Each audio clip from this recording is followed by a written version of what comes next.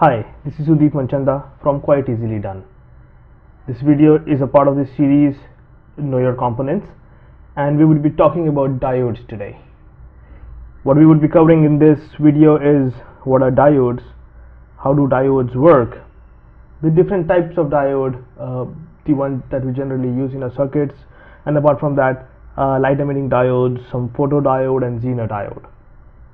So let's get started. When we were talking about semiconductors, we said semiconductors have changed the shape of world around us in terms of electronics evolution. Diodes is a very critical component of that. Looking up at our agenda, we know that one of the most common items that we use in our electronic circuits is an LED, and even photodiodes and things like those. When we progress, we would see how important they are and how easily are they found in our circuits. So what is a diode? A diode is a very simple electronic device which allows only a one-way flow of current. It's like a valve. So if you look at the symbolic representation of it, it is a triangle and a line in front of it. That's how we represent diode in a circuit, and the triangle is kind of an arrow also, which shows which is the direction in which the current can flow. If you try and put the polarity in a way that we try to force the current to go in the opposite direction, it's going to be like an open circuit. So if you want to represent a diode, if we connect it properly, it's like the closed switch, else it is an open switch. Pretty simple way of looking at it. So it's like if we have a positive here and a negative here, looking at on the basis of the diagram that we drew here, we get a closed. If we do it the other way around, we get an open circuit. The takeaway is that the diode just allows flow of current in one direction. Physically, when you look at the diode, you would be able to see it as this diagram over here, which is kind of a rectangle. It's a cylindrical thing with a strip. This is a strip. See, depending on what we're looking at, it's a black color device with a silver strip, or it can be some other color combinations also. The silver strip kind of shows where the cathode is. That is important when you're using a diode in your circuit, is to ensure you connect it correctly, because otherwise the circuit will not work in the way you want it to work. So let's understand how is a diode made. Just to very quickly recall from what we talked of in the semiconductors, we had talked of two different types of semiconductors. One was the N-type and the other one was the P-type. We said in an N-type semiconductor we have free electrons, and those free electrons is what help in the flow of current. And in a P-type semiconductors we have free holes. The free movement of the free holes is what causes the flow of current. Both of them are semiconductors. So in case you want to look into what an N-type of P-type semiconductors in detail, please refer to the video of semiconductors in the Know Your Component section. So looking up at the diode now, so if the first diagram that we look at, it shows us how a diode is made. So it has very simply an P-type semiconductor and an N-type semiconductor right next to each other. But actually, practically, when you're making it, it's a single silicon wafer. Half of it you dope it to create an N-type, and the other half you dope it to create a P-type. So we said in a P-type you would have a lot of holes. Let me try and make it to look like a hole. Oops. Okay. And the other, we said we had in the N-type we had free electrons.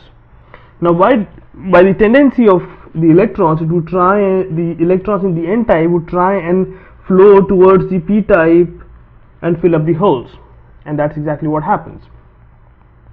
So a few of these electrons will diffuse through the junction to the point where the P-type and N-type meet, is called a junction, and would fill up the holes right at the junction. As soon as it's done, some negative charge would get developed on the p type, and very small positive charge would get developed on the n type. So as soon as this charge gets developed, further flow of electrons is stopped, because these charges would actually try and avoid such a diffusion. So an interesting thing which we usually don't see is this is the actual junction where it used to be, and what we would see is called here is a depletion region. So this depletion region is where the electrons from the n type were able to go to the p type. So this is just that very small section. So this is n and this is p type. So on the right, the very small section over here is from where the electrons were able to move to the small region on the left where the holes were occupied by these electrons. So this is a junction under a normal case. So when we go down, when no voltage is applied, you would be able to see a depletion region. And this depletion region is very interesting and very important when we look up into different types of diodes. Now, there are two terminologies that you would be using. We said a diode, when it's represented like this, we said it can I'm just adding a resistor to it to show a load RL, which is, it can be anything. When we said that if I put in a power supply like this, which means this is the negative of the battery and the positive of the battery, connected in a way that the diode should now not allow a flow of current. So the flow of current should ideally be from here, the current I, but as we are saying, the arrow is in the opposite direction, it should come up here, and the diode is what we call is in a reverse bias. A reverse bias is basically when the diode would stop the flow of current, would act like an open circuit. Why does it do that? In case of a reverse bias, if we look at the depletion region, let me make a bigger diagram for you guys. So this was a junction, the dotted line, and this was a depletion region. On the left we are making the p type, right we are making the n type. On the right we would have some free electrons which can move around. On the left we would have some holes. Now when we say it's a reverse bias, the p type is connected to the negative terminal and the n type is connected to the positive. All the holes that are there, so let's look at the electrons first. All the electrons which are negatively charged particles would be attracted towards the positive side of the battery. Similarly, all the holes would get attracted towards the negative of the battery terminal. Practically what would happen is the negative terminal of the battery is actually repelling away the electrons, and that is why we said the movement of holes is the opposite of the movement of electrons. So it feels to us that the holes are moving towards the negative terminal. Now what that causes is create this depletion region that we saw earlier when no voltage was being applied. This depletion region would actually start becoming bigger, so it would come up to something like this. So this shaded portion now becomes the bigger depletion region, slowly and steadily, because so no electrons is actually being able to get across this barrier voltage that has been generated because of the depletion region. So we will not see any flow of current. So a couple of holes would move closer to the negative terminal, the electrons would move closer to the positive terminal, and that's it. The depletion region would become bigger, the depletion potential difference, the depletion voltage would become bigger, and it would stop any flow of current from happening. So that is the reverse bias case. In the reverse bias, we said again there would be no flow of current that would happen. Now the opposite of a reverse bias is a forward bias. In case of a forward bias, we connect the diode in such a way that it acts as a closed switch, so it would allow the flow of current, and that is, we have this as a diode, and we said we want the flow of current like this, so we would have the positive here, negative, positive, and I'm just putting a load RL in completing the circuit. So in this case, the diode would act as a closed switch, and we would see some current flowing into it. The interesting good part about the diode is, in case of, so this configuration is called a forward bias. In case of a forward bias, the resistance offered by the diode is almost zero. Not zero, but almost zero for almost all practical purposes. In case of a reverse bias, the resistance, we can say, is close to infinity. Just to kind of say it does not allow any current to pass through it. What happens now in case of a forward bias is this. We had the junction with P section on the left, right we had the N, and we had a very small depletion region which had a very small voltage. Let's call it VD for now. When I apply voltage in the forward voltage such that it is greater than the VD, the depletion voltage, so when we say V is greater than the VD depletion voltage, we would start seeing that because of the potential difference coming in from the battery, it is able to energize the electrons, able to energize the electrons enough so that it overpowers the repulsion forces in the depletion layer, and we would start seeing electrons being from the N-type semiconductor being able to cross the depletion region and flow on via the P-type and go into the battery terminal.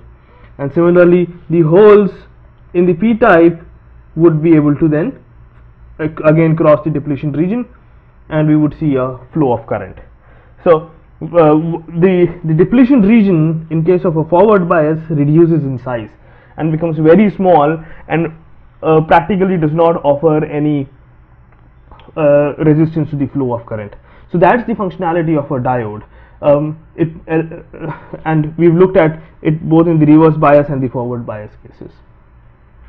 Now what happens interesting is, this is the diode that you would be using most frequently in our circuits to avoid any to ensure that it's working only in one direction. So a lot of times it's for protection purposes, protecting the circuits, and in other cases it might even be to so when we have a sine wave input, it's kind of to chop off one half of it.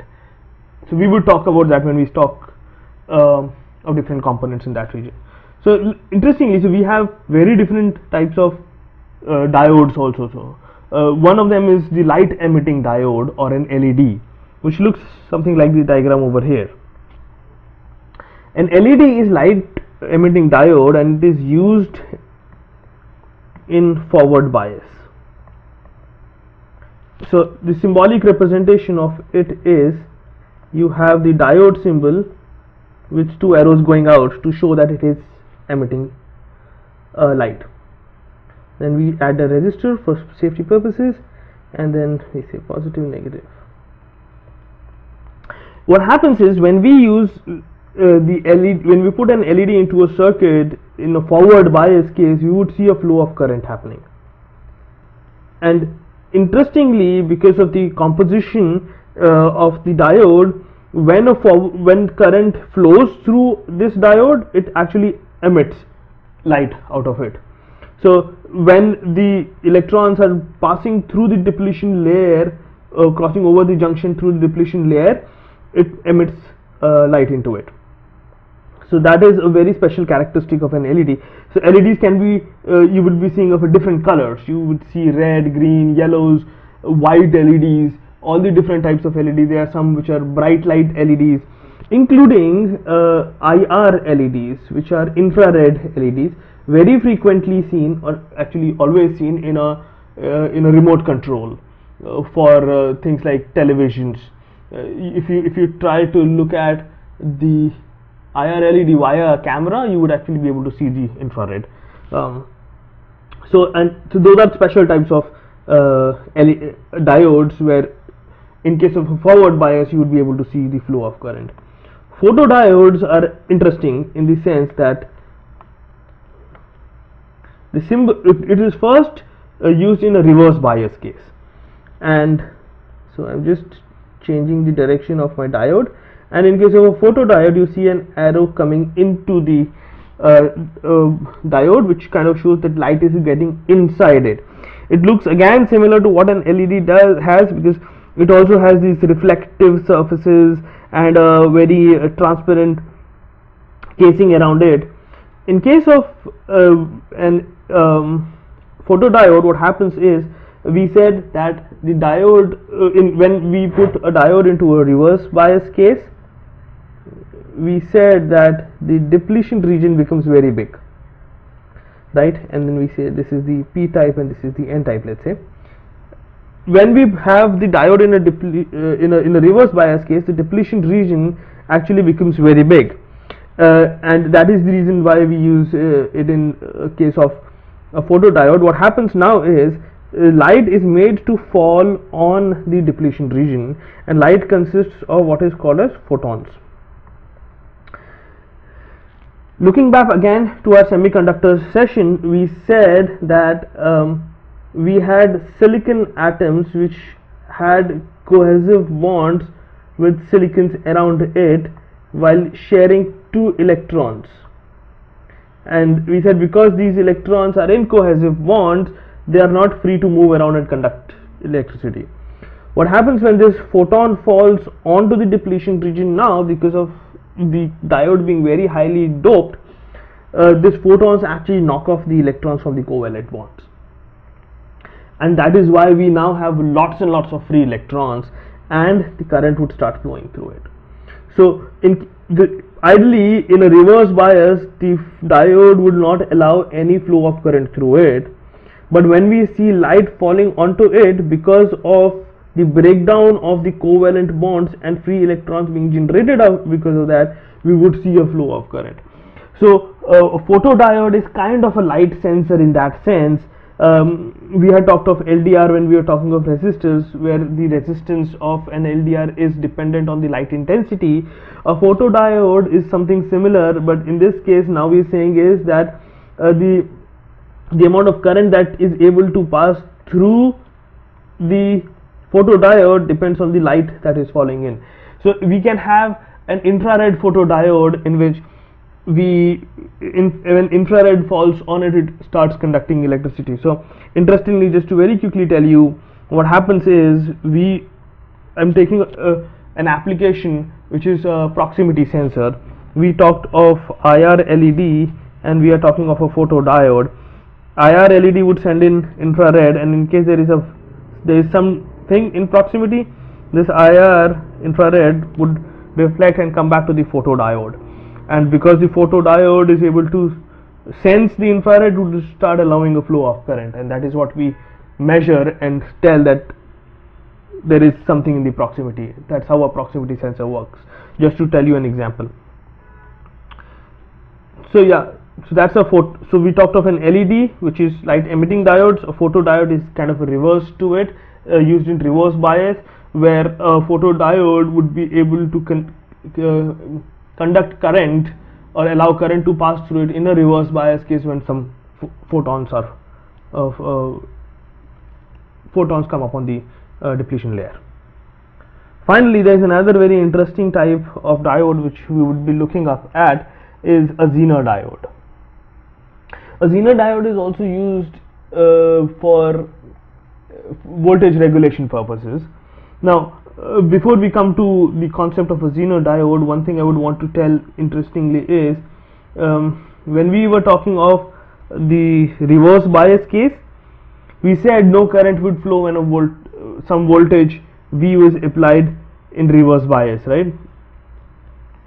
But when we apply a very high voltage in reverse bias, even to a normal diode, what would happen is you would have the very high voltage difference would cause the covalent bonds to break, and a huge amount of current would flow, which would actually burn out and damage the diode itself. So giving in a very high, so this is something which is as a specific, is provided as a specification in every diode. If we give in a reverse voltage higher than the specified value of it, it would cause a breakdown and burn out the diode itself. These values are usually very large. In case of a Zener diode, this breakdown in a reverse bias is controlled. If you look at the graph on our left over here, we see first when we are applying in the forward bias case, which is the right of the graph over here, we see when we are starting to increase the voltage, there is a point when we overcome the depletion voltage, the resistance offered by the depletion there, and then we would be able to see a current. Now the current over here is kind of flowing as per Ohm's law. So in the forward bias, it's perfectly fine as a normal diode. In case of a reverse bias, what happens is, we said when we keep increasing the reverse voltage, we would see very low, almost nil current, which is being showed over as IZ. Very low current. But at a given voltage, which is the reverse bias voltage, the VZ, we would have what is called a Zener breakdown. A Zener breakdown is these covalent bonds would break out. And again, like a photodiode, when these covalent bonds are broken and free electrons are generated, we would see current flowing in, and this current flow is very high. The amazing quality of a Zener diode is, first, the Zener voltage at which the breakdown happens is very less as compared to a normal diode. Second is, in case, and because it's lower than the normal breakdown voltages of a diode, in case of a breakdown, the diode does not get burnt out. It's a controlled breakdown, as we call it. And again, when the breakdown happens at the VZ voltage, which is the Zener voltage, even if we now try and increase the voltage across it, the potential difference across a Zener diode would always remain equal to VZ. So very quickly, if I have to give you an example, this is a Zener diode over here. If you look at it, it's in a reverse bias case. We are applying a voltage of 12 volts to a Zener diode which has a 12 volt, a 9 volt, so 9.1 volt as the breakdown voltage. So if we have a voltage V which is less than 9.1 volt, it would act as a normal diode in reverse bias, no current will flow. But if we have a voltage which is greater than or equal to 9.1 volts, we would have come in this region, which is the Zener breakdown region, and the current would start flowing through it. The amount of current would get adjusted enough so that the voltage across the Zener diode over here, which is around the load R2, would always be equal to 9.1 volts. That is the characteristic. So if we have a 9.1 volt source, or we have a 10 volt or a 12 volt, the voltage across the load would always be 9.1. That is how it is kind of used as a voltage regulator also. So that is it about diodes that I wanted to share with you guys. I hope you liked the video. Please put in your thoughts into comments. If you have any questions, let me know about it. Please subscribe to the channel, and I would love to hear about your feedback and questions. Thank you very much.